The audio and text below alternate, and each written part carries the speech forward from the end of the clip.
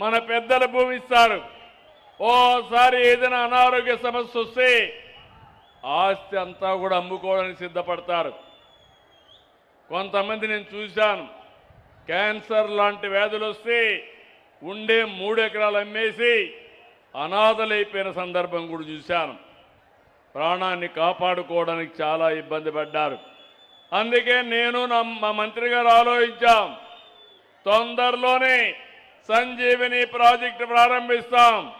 ఈ రోజు ఆలూరులో ప్రారంభించాం.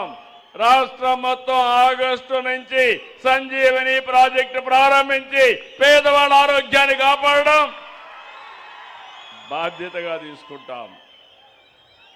మీ అందరినీ కోరుతున్నా, మీ ఆరోగ్యం మీ చేతుల్లో ఉంది.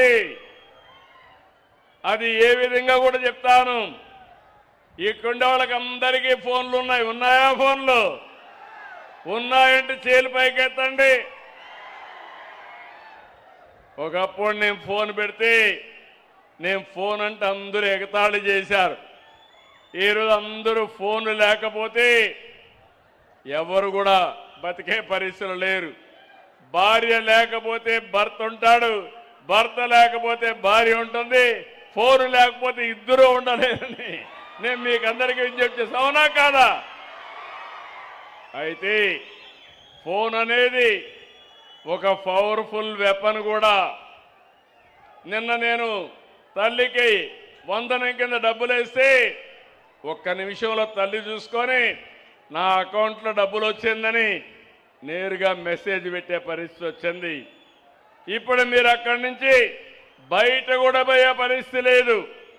ఎవరికైనా అప్పు కట్టాలంటే ఫోన్లోనే ట్రాన్స్ఫర్ చేసే పరిస్థితి వచ్చారు. ఇవన్నీ కూడా మనం చూస్తే రాబోయే రోజుల్లో చాలా పెను మార్పులు వస్తాయి టెక్నాలజీ వల్ల. నేను ఒకటి ఆలోచిస్తున్నాను ఈరోజు మీ అందరికీ, సంజీవిని ప్రాజెక్ట్ని ఆలూరులో ప్రారంభించాం. ఈరోజే మీ హాస్పిటల్కి పోతున్నా. ఇది నాకు శాశ్వతంగా గుర్తుంటుంది. ఆలూరు ప్రజలకి అందరికంటే మెరుగైన ఆరోగ్యం ఇచ్చే బాధ్యత మేము తీసుకుంటాం. నా ఆలోచన ఆరోగ్యవంతమైన కుటుంబం, ఆరోగ్యవంతమైన గ్రామం, అదే మరిగా ఆరోగ్య ఆంధ్రప్రదేశ్ లక్ష్యంగా పనిచేస్తాం. మనం గుర్తుపెట్టుకోవాలి, ఒక ప్రాంతం ఎంత అభివృద్ధి చెందిందో ప్రజలు ఎంత బాగుంటే దాన్ని బట్టి ఆధారపడుతుంది. గ్లోబల్ హెల్త్ ఇండెక్స్ ప్రకారం ప్రపంచంలో ఆరోగ్యకరమైన దేశం తైవాన్, దాని తర్వాత సింగపూర్, దాని తర్వాత ఇజ్రాయెల్, జపాన్. ఇలాంటి దేశాలు అక్కడ చాలా మార్పులు తీసుకొచ్చారు. వాళ్ళ ఆరోగ్యానికి కారణం వాళ్ళ క్రమ